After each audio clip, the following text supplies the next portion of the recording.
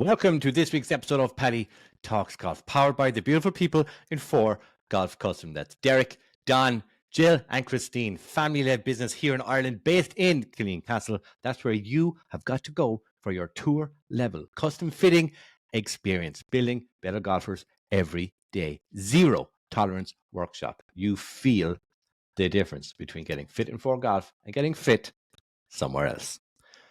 Not just me making up that advertisement that they power the show. They truly are great people to work with. I'm actually great friends with Derek. Hopefully he doesn't mind me saying that.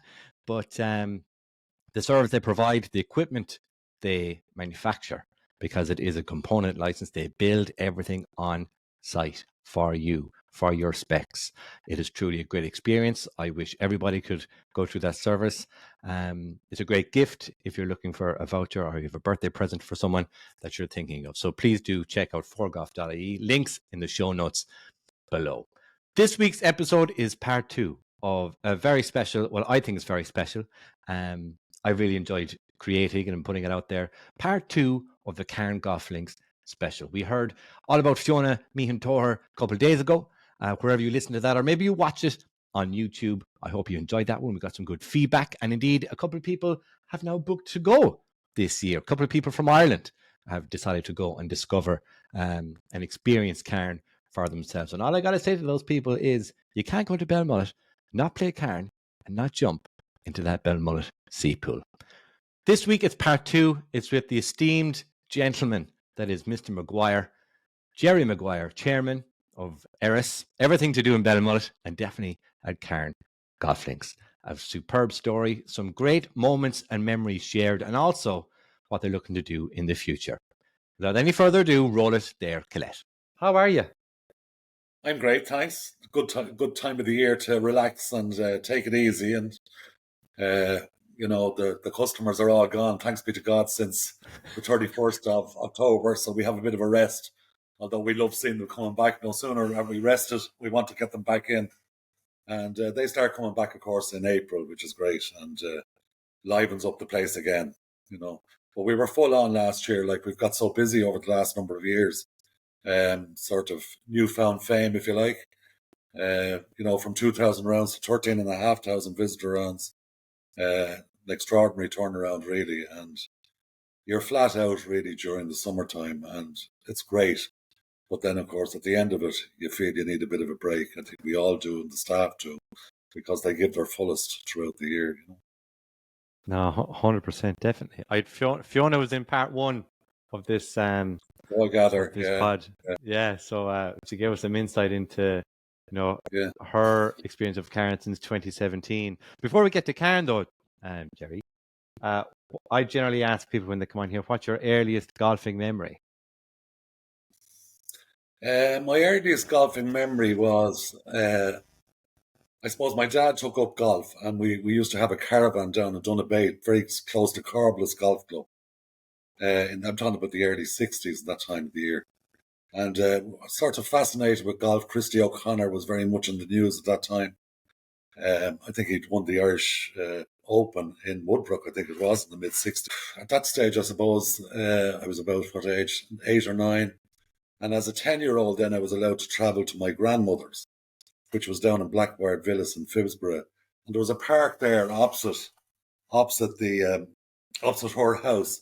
And it was the main park, and then it had 2 off sections, smaller areas, just enough for probably a 9-hole putting green. And because golf was in my sort of DNA with my dad and that, myself and my friend decided we'd dig 9 holes in that little park, which was a corporation park. And we opened those 9 holes, and sure, every kid in the place came down with their sticks to play putting, as indeed many of the adults. But no sooner had we opened it and no sooner had it got popular, the corporation overnight came in and closed all the holes. And suddenly somebody got a hold of it in the Irish press at that time, the evening press. And of course the story exploded, and so much so that there was a lot of controversy over the corporation closing the holes. And eventually the Lord Mayor came down to view it for himself. And he went to the council then, or whatever it was, the corporation, and agreed to leave the 9 holes open. And we perfected it. And I was the secretary at the time. My buddy Steve was another 10-year-old. He was the captain, and we had a secretary, Eleanor. So we were very much in it. It was a very mixed club at the time. But we got onto programs like Sport on You with Brendan O'Reilly. That'll tell you now, in the early 60s. And Broadsheet with John O'Donoghue. Such was the new. It was big news at that time. But so that was the start of it. Obviously, football took over then, and golf disappeared into the background. Other than caddying for my dad, even though I was playing football, I'd go out. He played with the likes of Tom Craddock, Mick Craddock, Paddy Call, all those great names out on the island and Malahide.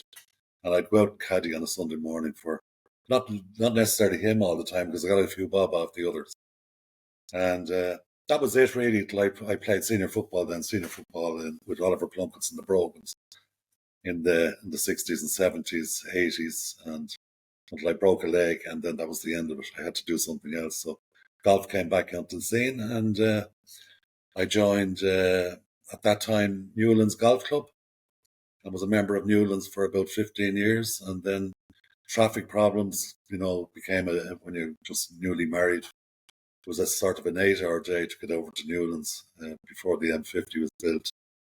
And it was subsequently joined Westminster, then Connemara, Ballyconneely, and finally landed in Carne back in 1999. So that's the history of the golf. That's the golfing's resume, you might say. So you were not only were you earliest memory of golf as a 10-year-old, but you were golf course architect and golf club chairman at 10. Huh? At 10, yeah, exactly. Extraordinary, yeah. Talk about coming full circle, huh? Absolutely, yeah. I know looking back, fantastic. I wouldn't change any of it, If somebody told me 20 years ago I'd be in Carne today, I'd have said you're off your rocker and with a house in Balmullet and living almost full time. It's just, you don't know what life has in front of you, It's extraordinary, really. And I just hope the next 10 years are as good.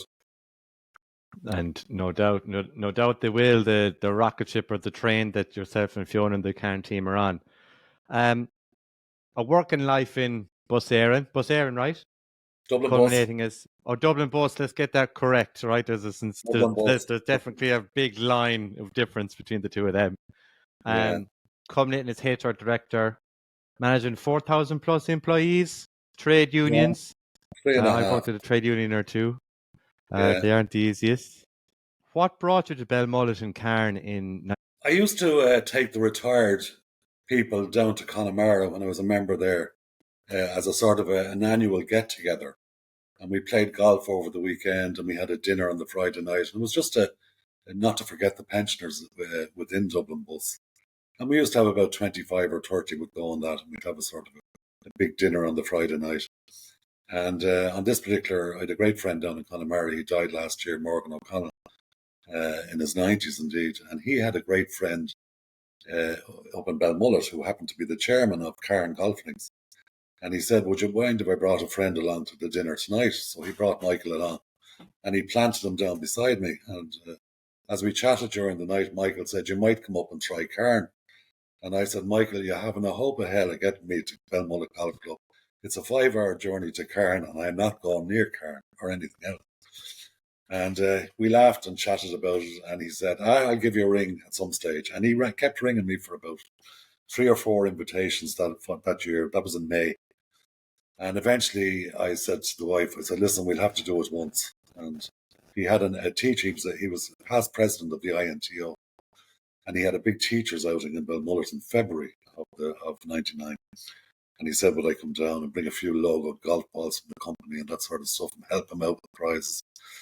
And we went off anyway. But 10 minutes before arriving in Balmullet, I tapped the wife on the knee and I said, we're never doing this journey again. Because it was a murky February night. But it was almost as if he knew. He had a glass of whiskey waiting at the door when we arrived. And we went in, a beautiful home, opposite, looking over Broadhaven Bay. And his wife cooked a beautiful meal. The wine was good. Then he took me down to the local pub, which all our golfers use today, or most of them certainly go there. McDonald's pub, known as the Lobster Pot. Once you get in, you can't get out. And of course, the first point was on the house there. And suddenly Balmullet was looking an awful lot better than when I was driving in. And when I went out the next morning and saw the golf course, I was shocked how good it was. I'd heard bits and pieces about it, but really didn't take any particular notice of it. But it was so, so good. I just couldn't get over it. And then we started going 3, 4, 5, 6 times a year, staying with Michael and Anne. And their hospitality was unreal. But we were beginning to outwear our welcome after 3 or 4 years. And he reminded me when we went down for Christmas that they were building houses down the road. And he said, you should have a look at them. And we were lucky enough to be able to purchase one of those houses at the time at a lot more reasonable prices than you would have in Connemara, where we were looking for originally. And we bought the house, and that was really it. That was my stress-free zone. Still in Dublin Bus at the time. Dublin Bus obviously was full on with that type of job. Very enjoyable, I have to say. Great rapport with unions and staff. And I'd never take that back at all. And we just we headed out on a Friday afternoon, no matter what the troubles were, and that was my stress-free zone for the weekend. And I used to hate going back on a Sunday afternoon. We'd play in the club competition and the Balmullet Golf Club, our residents there in Carne, and I'd play in their competition on a Sunday morning, pint or two in the afternoon, and then head back to Dublin. The wife driving, of course, and it was fantastic. And we kept doing that until 2009. I had a bit of a mishap with heart trouble in 2006, out of the blue. I never thought you could have a heart problem at my stage in life. I thought I was as fit as a fiddle, but I was a great smoker. I'd smoked for Ireland at that time. You can imagine doing deals in the back of pubs with unions, etc., smoke-filled rooms. So it was it paid its price in the end, but luckily enough, I came out of that without any damage. 2 stents, and never looked back since 2006. I never looked at a cigarette since.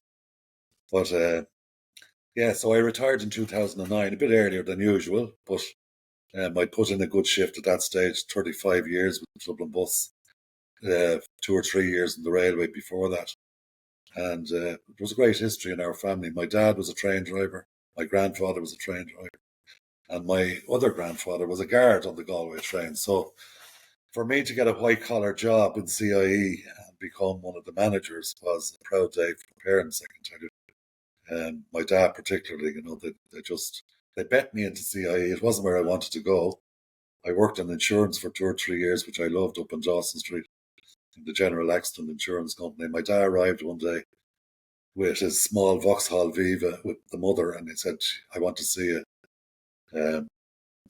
There's exams in CIE, and I said, Dad, I don't want to go to CIE. I'm happy where I am in General Accident. And he said, well, would you just do the exam? And we went off and did the exam, Irish, English, and you had to do an interview in Irish, which my Irish at that time mightn't have been too bad. We use it a lot now because we're in the Gaeltacht region, obviously, when we're saying a few words, etc. We never forget the few focal os Gaelic.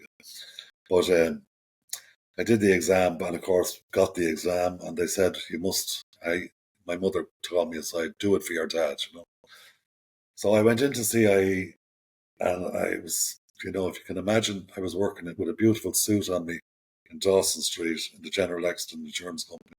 And my first posting was to the Point Depot in CIE, where all the goods went from there to Donegal, like Bridgend, Ballyliffin, all those places. And I walked down the docks, and I said, this was like, I don't know what it was like compared to Dawson Street, but it wasn't Dawson Street. Went into a real old office from the plush I was used to, and I said, what mistake am I after making? But of course my dad was right, as things turned out, and got on great in CIE, and I must say I had a great career with them, great friends as a result. And only last Thursday night, I had 26 of them. I still run the pensioners outing after leaving, and we had a great get together again last Thursday night for Christmas, which we do every year. That's fantastic. When you mentioned there about buying a house in Balmullet, it reminds me of conversations I'm having with my wife, and we're trying to we've Christopher's 13, lives with his mom, and then I'm with my wife with our 2 girls here in Naas, and they're 3 and 6 months, right? And I'm talking about, well, like, they're in a phase and there's fucking toys everywhere. We're trying to gauge, when they're 10 plus. My life goal is, a house where I grew up in Lahinch, right? And be Yeah. able to give our daughters kind of that childhood experience I had of like walking the prom with your dad and getting ice cream or racing on the beach and that type of thing. So maybe, and for you in Belmullet, like, did you have kids is that where the kids went as well? Which is like, what was it like having that kind of, it'll be called wellness now, right? But having that kind of retreat to go to when Monday to Friday mightn't have been the easiest. And what Yeah. was having that kind of place to go to as a retreat like Belmullet for you? What were those times like? Oh, look, I couldn't wait to get out of Dublin. I remember Mary O'Rourke was Coming Minister from a of... dove, that's very strong words. Yeah, absolutely. It was just... Belmullet is just magic. I don't know what it is about it. The community spirit in Belmullet is extraordinary. I was in Clifton for a long time and used to go down there, but Belmullet just had something different. It was just... I don't know what it is. You fitted in very quickly. They were the welcome both in the golf club and in Carne itself and the board of directors. It was just... You just felt at home as if you were there all your life. I don't know what it was. And it was stress-free, and the magnificent beaches in just beyond the golf course and bordering the golf course, and nobody on them, and it was uncommercialised. There was no hotels when we went there. You had to... There was a very old, still there, the Western Strands, fine hotel, but only 7 or 8 rooms. So it was very hard. My buddy, who was Michael, who brought me there in the first place, he was chairman, and that was part of the reason why they were struggling badly, because there was no hotels. There was no such thing as social media in those days. So how did they get their message across? So if there was no custom coming in. So to answer your question, my 3 girls would have been well older at that stage. And thanks for thinking that I might have kids back in '99. But my eldest now is 45, and my second girl is 43, and I have a great grandchild, would you believe? So they come down for weekends with the kids. My eldest one has 4 kids, and my middle one is 1 girl. And the other girl is getting married next year in her mid-30s. So they used it for weekends with us. So Easter was always a major time to go down there. Christmas we always had in Dublin, of course, because you meet the extended family. And but they come down for a week in the summer and that sort of thing, and they love it down there as well. Absolutely. What was the compelling event to get involved with Tuasorach Díras Teo? That's the best Irish I can come up with now. And Cairn. What was it? Was there a lunch down the back of a bar? Was it something you identified as, yeah, I'm getting stuck into that now? Or how did that come about? No, I think Michael, we were great friends from 2000 right up to the time I retired, and I knew a lot of what was happening in Balmullet because he was chairman, and he would use language like with me, we're in serious trouble. As a community, like not just the golf club, like the golf course. But see, the golf course was set. Okay. The golf course was set up by 4 or 5 businessmen who, decided Belmullet needed something because there was no industry in Belmullet. So they thought if they could set up a golf course, that would bring in tourism into Belmullet and therefore create jobs and hopefully a hotel. And their foresight was brilliant. Obviously, the land was owned by 15 farmers, sheep grazing. It was commonage, and they went to those farmers and tried to buy them out, and they begged, borrowed, and stole, ran cake sales, got some help from Fáilte Ireland, and they got there in the end, which was great. They set it up in '85, and then of course they brought in Eddie Hackett, and Eddie, I think, only did it for expenses. He couldn't get over the extraordinary land that's there. I mean, the landscape is just different than anything else. It's the dunes, as you know, are towering there at 150 meters, and it grabs you. It's spiritual. I don't know what it is. So they had great foresight, and then of course it opened in '93, and during the time with Michael and we'd meet, I'd bring him up to dinners in Dublin, that type of thing. He'd say to me, we're serious, we're really in serious trouble. He said, there's not enough punters coming through the door. And there's no manager there either, which, I'm saying to myself quietly, like how they really have to change the structure. Yeah. And Michael said, as soon as you retire, you're going on the board. And I said, okay. I said, if I can help. Did you have a choice there, Gerry? Did you have a choice? No, I don't think there's any choice. Because Michael is a very quiet, persuasive man, but he's an excellent guy and a great friend. Yeah. And he wasn't president of the INTO for nothing. So I was going to do it for him, really. I suppose everything I do down there, even today, is for him now and the community, with which he's very proud. And of course, after 1 year, they asked me, chairman's jobs are not thing that everybody wants either, particularly in golf clubs, because we all know golf clubs can be difficult places to manage. But we're of course slightly different insofar as we don't. All our direct members are international members, so we have the local golf club, Belmullet Golf Club, we play under license, and they're small in number, and but from an income point of view, 99% of our income is visiting. So really, all our issues are, if there are any issues, are international, and we don't have many of those issues. I was talking to Fiona about the Twitter sphere of 2000, and that time, I suppose, in the annals of Carne history, and hopefully it stays as history, right?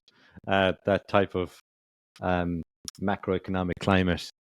But I listened back to the Golfer's Journal episode of like your diary of that week, and it kind of brought back a lot of emotion and feeling I would have had with my family in terms of like how you truly feel for how like the people you love are getting through that time. And I suppose it kind of shows the passion you have for Carne and Belmullet, and that Fiona has, and devotion you have to not just the people of the golf club, but I suppose to the whole community up there.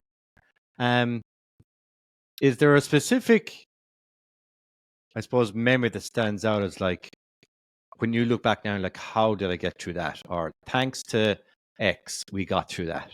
Well, the one thing I remember is the evening we went in to tell the staff that we were letting them go. And the pale faces of the young kids, where an income is so important to them. I'll never forget those faces that evening. It wasn't about a job. It was about kids and about families and about the lack of revenue going into the household. And nobody knew how long it was going to last. So that's one memory of it. The other memory of it is, I suppose, the loneliness of the place. It was just Fiona and I working. Everybody was gone. Fergus, the greenkeeper, was out with Gary, the other greenkeeper. And like, we were after buying stuff for the shop. We hadn't a penny. How we were going to pay for it. Carpet on the stairs. This was stuff that had driven us to be. We were able to buy it because the No Laying Up podcast had gone out in November, and our bookings had started to rise. And suddenly we saw this surge, not a huge surge, but surge enough to be able to do something for a clubhouse that was totally there was no investment in it for 25 years. And it wasn't, while I found it grand, it wasn't presentable, really. Yeah. From a chairman's point of view, or indeed from Fiona's point of view. I'll come on to Fiona later. She's been the difference, in appointing a general manager, and to get one like Fiona, like somebody was looking down on us. But Tom then rang and said, "Will you do a diary?" And I did the diary, but it happened to be that week, and I got very emotional about it because I wouldn't be necessarily an emotional person. We had to do a lot of tough stuff in CIE and Dublin Bus over the years. The final cost-cutting program I did was about 50 million in 2009, just prior to the recession, before I left. So, but down in Belmullet, because of the community spirit, you felt it was a big family. and you were letting down a family. And maybe even worse, being an outsider letting down a family, even though COVID was out of our control. But you were the chairman, and it was, why can't you fix it better? No, that was never asked, but that's the way I felt. Yeah, of course. So that was that. And then Tom, but when Tom said, we did the diary anyway and sent it over to him, Tom said to me, this is powerful. He said, you really have to do this yourself on podcast. And Fiona literally put the phone up to my lips, and I started reading the script I'd sent to him. Got emotional in the middle of it, and I know that went down hugely with a lot of people. But that was genuine emotion at the time. It was time. Part of that podcast, I couldn't get the words out of my mouth. I had to stop. And it just has that effect on you, Balmullet and Carne Golf Links. And then, of course, the response to it was just unreal. We came in the next morning after that was relayed, and the amount of letters that came in and help and support. And we dropped our life memberships that time by almost 50%. And Tom, in his final thing, unprompted, said, you could join Carne as a member, or I'm a life member. By our site, the link is still there. Actually, I must text him. And I'll tell him you need to update the link because it comes to an error 404 page. But but the link is still there. So how did that? We hadn't got the shop online even. Fiona had to put the shop online quickly. And sure, friends and people that I'd met over the years, even my old boss whom I was with the other night, 90, they all threw a few bob in whatever way, whether they bought a jumper or whether they bought a green fee or whatever. And suddenly we'd enough money to pay for the carpet at least and the stuff that had come into the shop in a very short space of time. And it wasn't just about the money coming in, it was about people writing to you from all over the world saying, I'd love to help, but my kid is going through a serious operation, and when it's all over, I'd be in touch. And, those letters did more for me than actually the money letters, because you could render with their pain almost, but they still took time to write the letter. It was extraordinary. Yeah. Like, I would have started this podcast in June Irish Open, June 2019. Irish Open was on the hinge, so I tried to leverage that week and launch this thing. And then it's like 2 years of this, it went fully remote. I used to rock up with a backpack and do the podcast in person. Then I had to figure out how to do it remotely and how to help people with their audio and that type of stuff. And now I'm doing video. But the point is, we didn't get back to golf really until last year, 2022, as like a full season, right? Yeah. So how did that feel in Carne, looking at the books, we'll say in April, and knowing there was going to be footfall and knowing you had come through that, 24 months, 20 months of tyranny, or not tyranny, but like torrid affairs and tough conversations and doubt and glimmers of light and hope. How did you feel yourself and Fiona and the team, we'll say at the start of season 2020? Well, I suppose what the podcast did was gave us great hope. And we got letters from people who, very influential people who were great supporters at the time.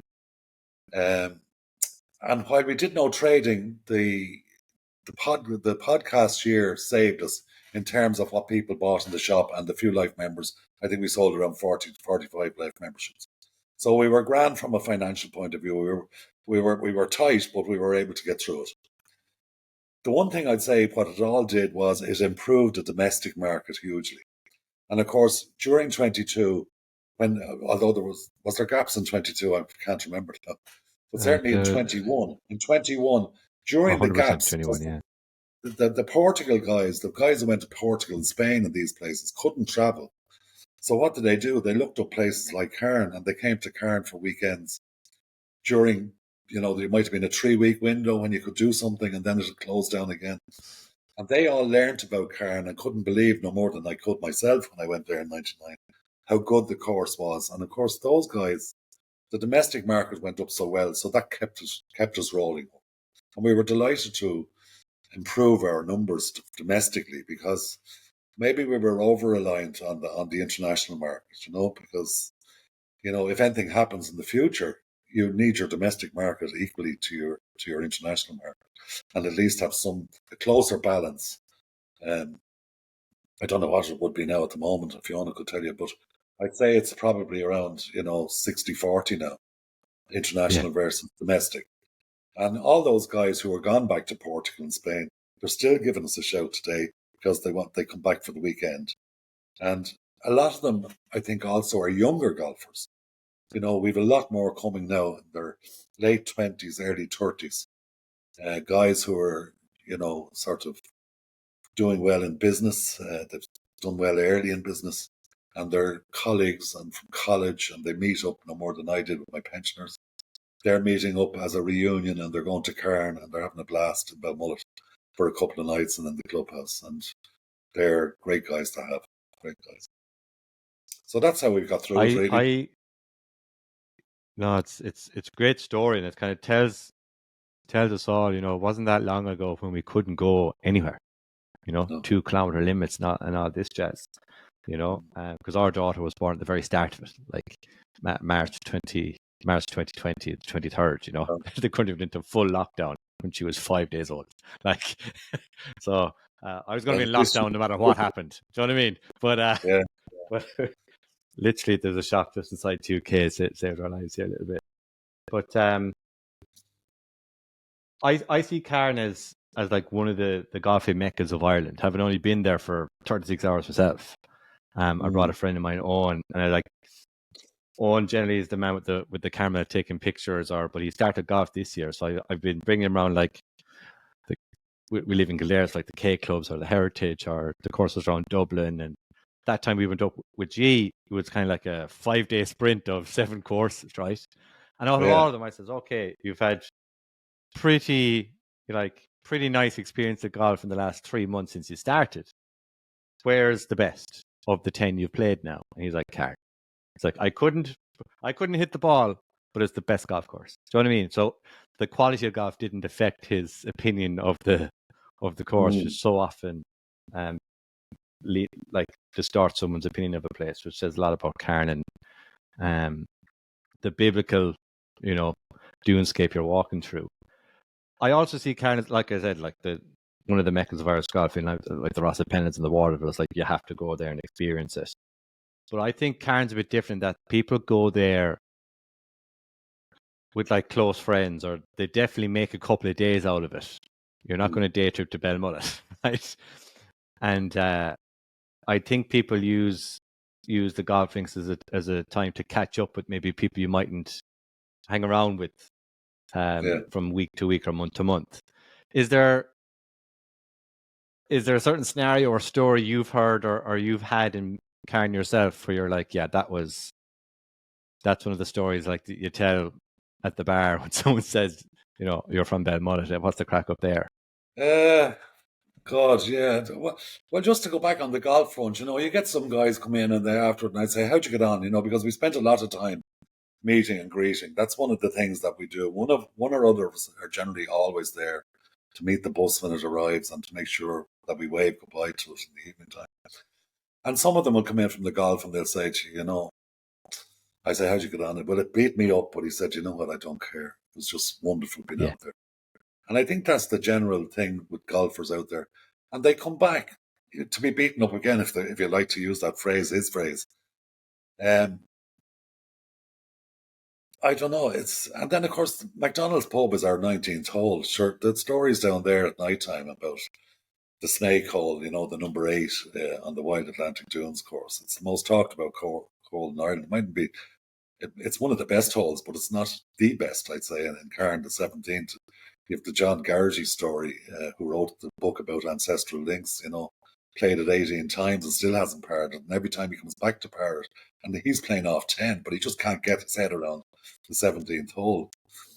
And another story I tell you about, Tim, we got back in, when was it now, 2014-15, I played with a golf course designer. And he was saying how wonderful the place was. He'd never been there before. And he said, about 6 months later, he texted me. He said, you might do worse, he said, than twinning with a golf course I'm working with here in Oregon, over in the States. And I brought it to the board. And he said, I said, look, we might as well twin with somebody. If they come here, they'll get a few free games of golf. If we go there with the same, sure, it'll do us no harm. And board agreed. I wrote back to them and they said, that's great. And the next thing we got a letter saying, the owner of Gerhardt Golf Course in Oregon is coming over in his private jet with his marketing manager and his professional golfer and his greenkeeper, and 8 of them arrived. And what a day that was, and what a twinning it was. You know, we'd whiskey tasting in the bar. We presented each other's with the jerseys.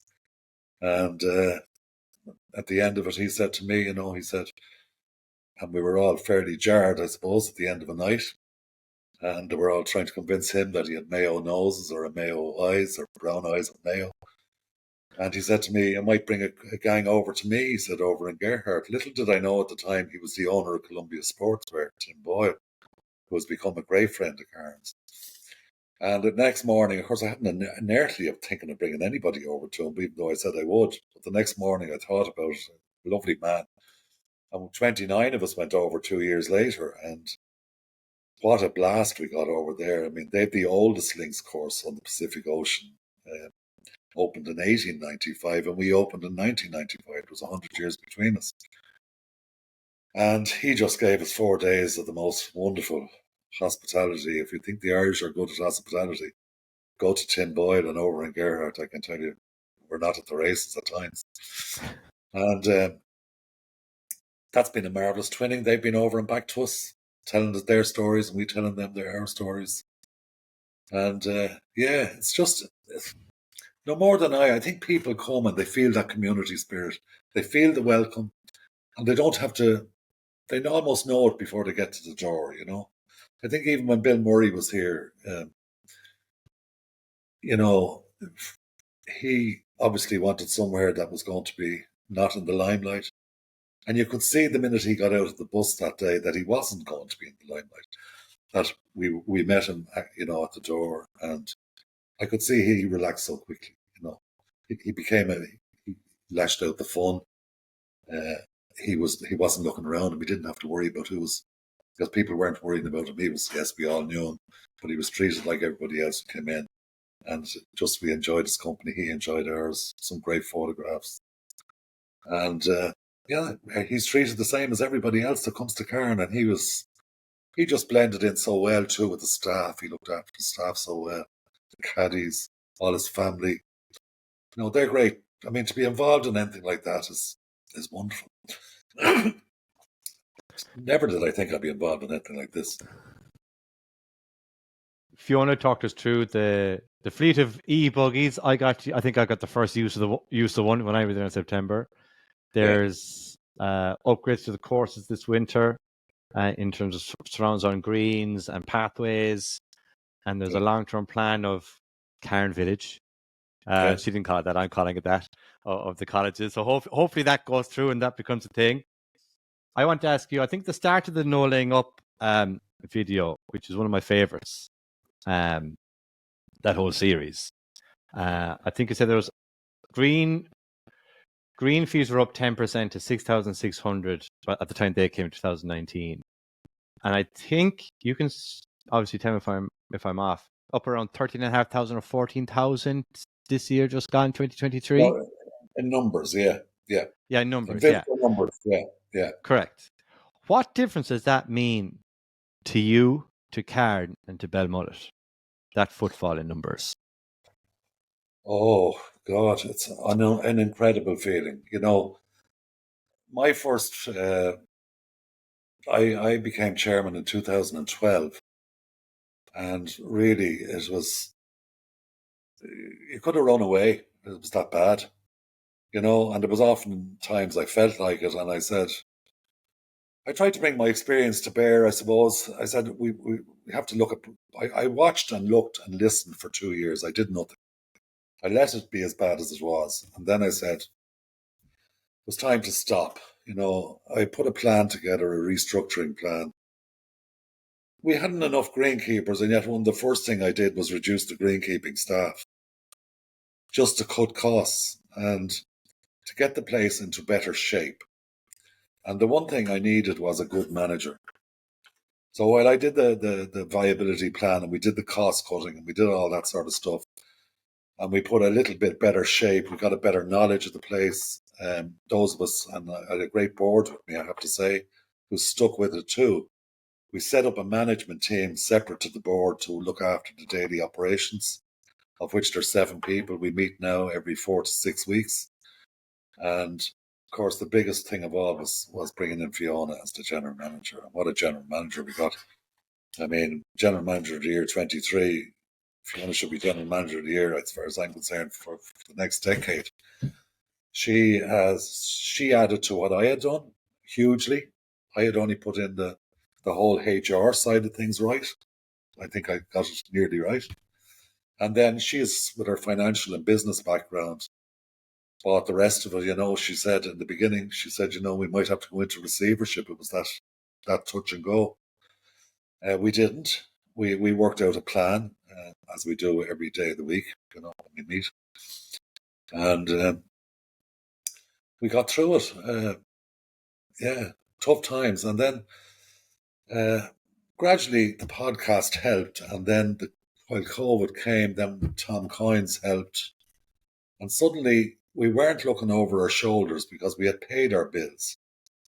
And it was a matter of surviving then from day to day. But when COVID left us, our numbers really started to increase.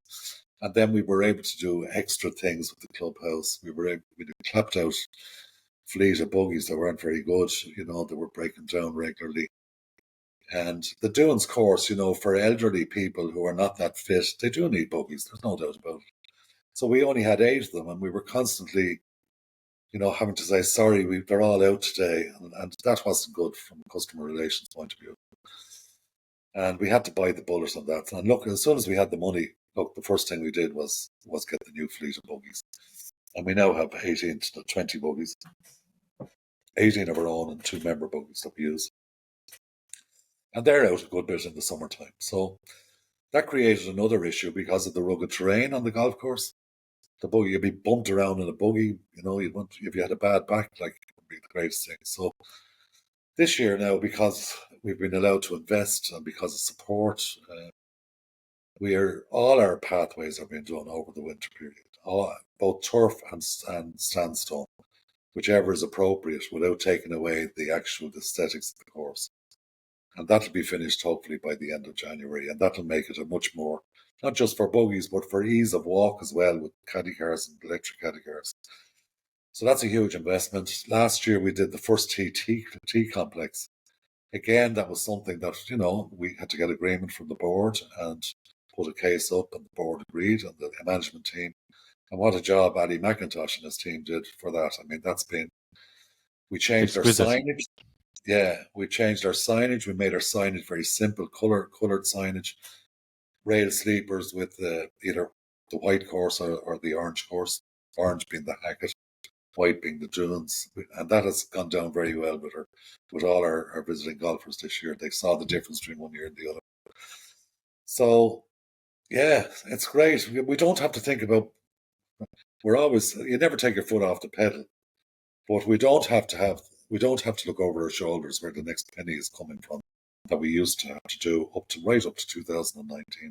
And as you say, when you take 2 years trading out of it, it's a fantastic story. But I think it's because, we've a great staff, a huge staff, the girls in the shop, superb, Eileen, Sarah and Olivia. And then we've 2 great chefs upstairs. We took back the franchise as part of that whole scene. It had been franchised out, the whole restaurant and bar, for 15 years. And when Fiona took over, one of the things she said was, we're not in control if we don't have the bar and restaurant. And she persuaded me at the time, even though it was against probably the wishes of accountants and everybody else, not to do it. But she was convinced if we ran a quality show on the golf course, we should have a quality show upstairs when they come in, and that we're in control of quality. And today it contributes to the company, which is fantastic. And it's cute, as I say, our chefs, our bar staff, the kids from college. What a team. I mean, they all do it, but they have that community spirit. It's not about we're working for a tourist heritage show. We're working for the community. And I feel that myself. Like I'm voluntary because the chairman of the board cannot be paid. That's the way it is. That's the way it's structured. And I do it for the community. And what it has done, there are now 2 hotels in Belmullet since 2004. It's the Broadhaven with 90 rooms and the Talbot with 33. Talbot Boutique, Broadhaven, excellent 3-star hotel, which a lot of our golfers go to both, of course. The Western Strands then, as I say, they were still very small 8 rooms, but they're used. And their hospitality is equally as good. So it's the hospitality within Belmullet. And the amount of repeat visitors from year to year domestically is huge. And that's great. Already this year we have Wild Atlantic Dunes Open. I'm not doing the advertising, by the way. Wild Atlantic Dunes Open 4-ball challenge, first Monday, Tuesday of July, packed out already. There might be 3 or 4 spaces. Our Pro-Am in June, 36 hole, 8, 9, almost, there's 30 teams. I looked at it yesterday. Our Open Pairs Champagne 4-ball in April, packed out already. We have an RNLI fundraiser, which we've given the course over to the local RNLI. That's something we couldn't have done in the past because of revenue loss. We've done that on the 6th of April, packed out already. Great value, 30 quid a person, 90 quid a team, but going to a great cause, so packed out. Our friends at Carne next October, 40 teams in already. We can take about 60. So it's coming to us without, we're still doing the marketing and social media and everything else, which Fiona and Sarah back in the office, fantastic. And you just don't keep your foot off the pedal. And today, we give the same welcome and the same, say the same goodbyes and meet the same people. And we go to the pub at night time. We have to say hello and have a chat with them if they're only here for a couple of days. And that's what you have to do. And that's been the hallmark, I think, of our success, along with the help, as I say, the likes of yourself, Tom, doing these podcasts. I hope, attract people to Belmullet that haven't been here before. And they'd be very welcome, of course. And we get the same welcome as we gave when we started out. Exactly. Whether you're Bill Murray or whoever, or Jimmy from Killarney, you get the same welcome. Doesn't matter. I think the story you told on the Golfers Journal podcast about, getting all the emails from people, thousands and thousands, and that you didn't send the template, that it just wasn't how you operate in Cairn, that it is so personal. That everyone got an individualized response, which says a lot about you and a lot about Fiona and how you do things. I think we did 6,000. I have to say, I think Fiona did most of them. I was on the phones, and Fiona was in the back office doing the emails, but I think she did 6,000 in less than 2 months. You did a bit of PR there on the events. I was going to go into it myself in terms of its multiple Irish PGA Championship final location. Is it on there next year as well? I didn't check the fixture list. No. We obviously wait for invitations for all these things, but the PGA haven't been on to us this year. We've done it for 3, of course. That's right. They might like to try somewhere else, and of course we have a great rapport with the PGA because we do have the 36-hole Pro-Am in June, which we've been doing for the last 20-25 years, and that's the reason why we held that in the first place. And I say it every time when I'm talking after it, is to expose Cairn so that the local pros in Ireland went back to their own golf courses and encouraged people to come to Cairn, and that was a great success from that point of view. So we have a great rapport with Connor and Yvonne and John, and they're great people to work with. So what happens next year, I don't know. I know the Pro-Am is on. We've had a great 3 years, and of course one of the reasons why we were able to hold the PGA was because of Columbia Sportswear. And when I rang Tim Boyle initially, would he do the sponsorship of it, he was delighted. I was a bit reluctant the second time to go back to him, and he was absolutely sincere about it.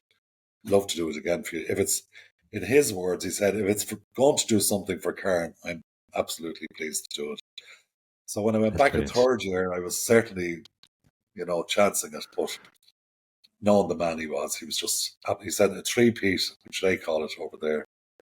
He said, delighted to do it. Let me know what you need. And that was it. And they brought wonderful apparel, Columbia apparel, and all the pros got a lovely gilet jacket out of it.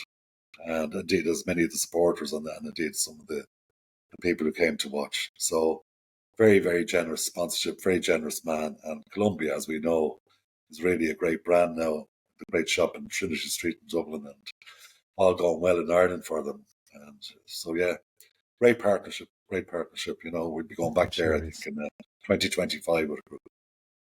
Fantastic. You've a lot to look forward to next year between the Pro-Am, your own International Members Week that looks like 5 days I want to sneak in on. Other events, tour operators run their events, the Quack Gang go annually, the developments in the course.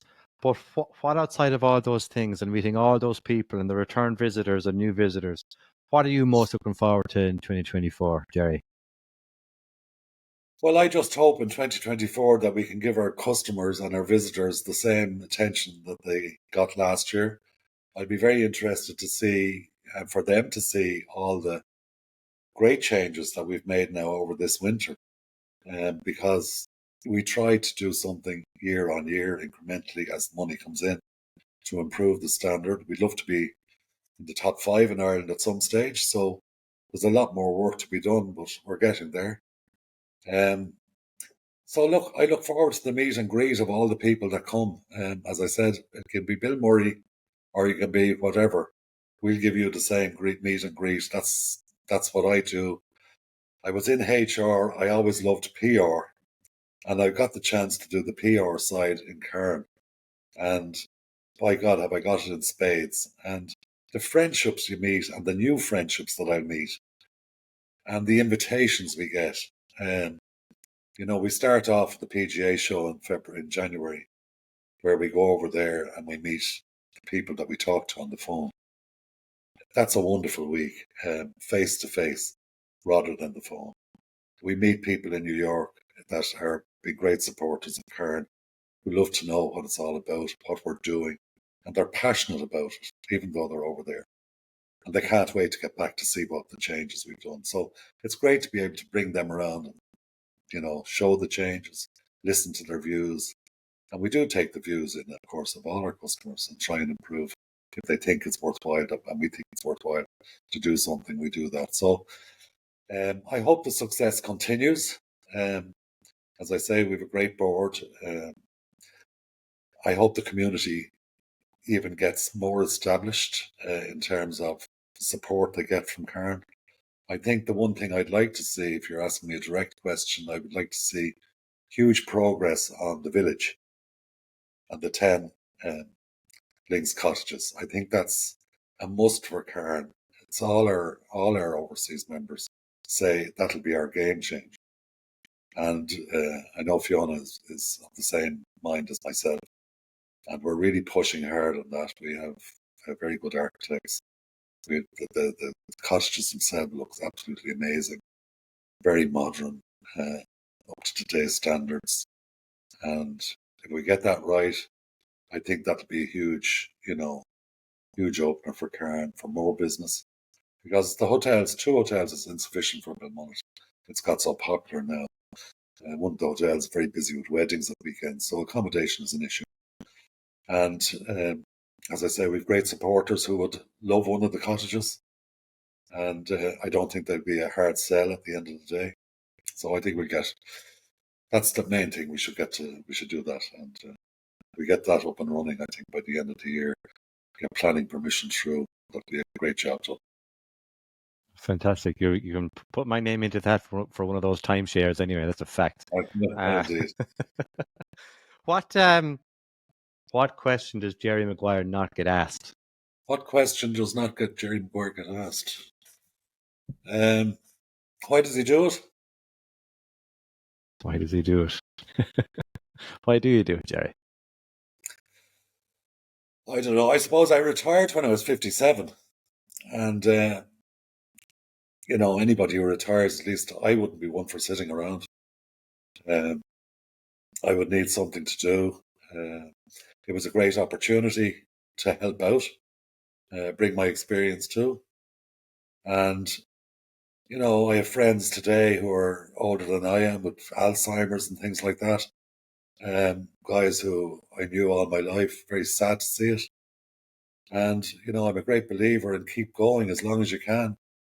And if it's in a voluntary situation or in a paid situation, keep going, because keep the mind alert.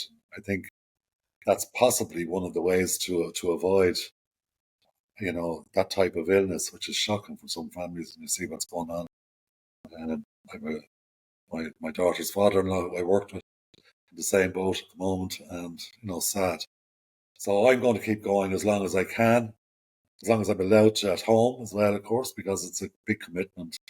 I mean, I remember saying to Fiona when she came, would you come in and do 2 or 3 days a week in the beginning? When I was doing 5, and I think from the day she started, she's doing a 9-day week. And it's huge commitment, but you have to have that huge commitment to make it work. And we both, I suppose, feed off one another. She does all the work, and I do she does the background stuff and does a great job in it, and helps out in the meet and greet, and I do more of the meet and greet and do the HR side of stuff. And we just twin together. It works very well, and we've the support of the management team and the board. Long may that continue. Long may that continue. Gerry and Fiona, holder of the keys of the machine that is Carne Golf Links. Are you ready for your quick fire Q&A to round off this episode? Try it, yeah. I'd be very interested to see the answer to the first question. Let's go. What would your walk-on song be? My walk-on song. God. It could be what you sing in the shower. It could be Molly Malone. Molly Malone. By who? Who do you prefer to sing that one now? The Dubliners. The Dubliners. I was wondering if we get anybody outside of the pale to sing that one for you. Well, Dublin man living in Belmullet, you know yourself. Which is your preference, gym or pizza? Today, pizza. The past, gym. Good man. I might change that to the Carne special, the sea pool or pizza. Huh? I'm a big fan of that sea pool you have. The sea pool was, I swam a lot in my early days, played water polo. And I'll always remember Blackrock Bats. And I'd get into Blackrock Bats, and I'd be freezing outside with my coat on an August evening and the mist coming in. And I had to get into water and play in goal for 20 odd minutes in National League. And it turned me against cold water. So the tidal pool is brilliant. Everybody loves it, but Gerry Maguire doesn't. Without a wetsuit, anyway. That's a pizza day for Gerry. The ski pool days. Hat, visor, or bucket hat? Bucket hat. Happy Gilmore or Tin Cup? Happy Gilmore. Walk or cart? Walk. Now, Fiona said no to the next question because she has long hair, right? Yeah. So we might get the same answer out of you, we might not. Golf hoodies, yes or no? No. Instagram or Twitter? Either. Play or practice? Play. Thank you very much, Gerry. The last question is kind of hypothetical, and I'd be interested to see if there's other Dublin greats show up at the table. We'll say the scenario is you've launched Carne Cottages, the village. They're launched, they're opening, and it's a celebratory night for you and whoever you like. 6 people at the table. You're at the top of the table. You're 3 people down the left, 3 people down the right. Who's at Gerry's candlelit dinner? Oh. They can be real people, fake people, movie people, dead people, whoever you like. For anybody in the world. Anybody in the world. Tiger Woods, Pádraig Harrington, Des Smith. Very nice. Pádraig's a Fiona's as well, so you've something in common. Something else in common. Yeah, well, I don't know whether she told you or not, but I won a pair of shoes. She did. It's a great story. Yeah. You need to frame them. So I gave them to her. She hasn't put them in the frame yet, but she has them. And Pádraig was great. And Des Smith in his day was fantastic. I used to love following Des Smith. And it'd be 3 different eras, together on one side of the table. On the other side, 100%. Bill Murray, maybe. Tom Coyne. And John Garrity. Fantastic. Because they have been so fantastic to Carne.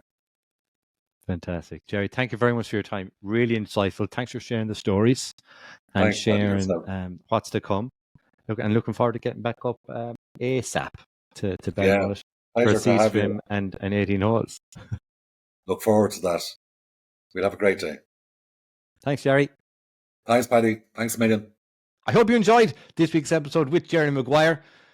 Great to hear stories of what the difference is between doing things at a corporate level and a CIE, perhaps in Dublin Bus, and how that reflects in tougher times in a more personal, friendly, small environment in those tough times they had to go through during COVID-19 at Carne Golf Links. And wasn't it great to hear that the global golf community, both in Ireland and internationally, came together. And that's why Carne is still here for us to share with each other and to experience with our friends and loved ones and family. I have my fingers crossed. I have my fingers crossed that those Carne colleges do come to fruition. Fingers crossed the old Mayo County Council passed that planning permission, because that is definitely something that I would love to go and experience with my friends, my family, and my loved ones. Not only a golfing experience, but a Ballinullet and Erris Head and coastline experience. And there's something for everyone up there. If you like the show, please do share it with your family and friends. If you're watching on YouTube, hit that like button. If you want to watch more, hit that subscribe button. You have to say these things, but it really does help share the show, share the reach, and in turn, share the stories that I'm trying to showcase here on this little platform of mine that I'm sharing with you. If you did like it, if you leave reviews, if that's your thing, please do so. If you're listening to this on a podcast platform like Acast, Spotify, Apple, one of those places, maybe even Google, maybe even Beansprout. Is it on there? I don't know. But like it, and leave a review, leave the old 5 stars, go all in 2024. If something like improving golf is up your alley, improving your own game, it's something I'm trying to do, something I'm trying to share what I'm doing. I'm calling it the Beyond Scratch Project. If that's something you're keen to follow me on Instagram at PaddyTalks Golf, and there'll be the odd video here on YouTube or the odd update on a podcast platform. But last time, thanks for pressing play this week. If you're over in the PGA show, I hope you've learned a bit more about Carne, or maybe it's reinvigorated some memories you even had there yourself. Safe travels if you are over there in Florida. Safe travels home, or safe travels back to where you've come from. But there's more stories to be shared next week. Matt Ginella, one of my favorite people in golf, came on the show, and that's next week's podcast. Until we tee up again soon, I'm Paddy.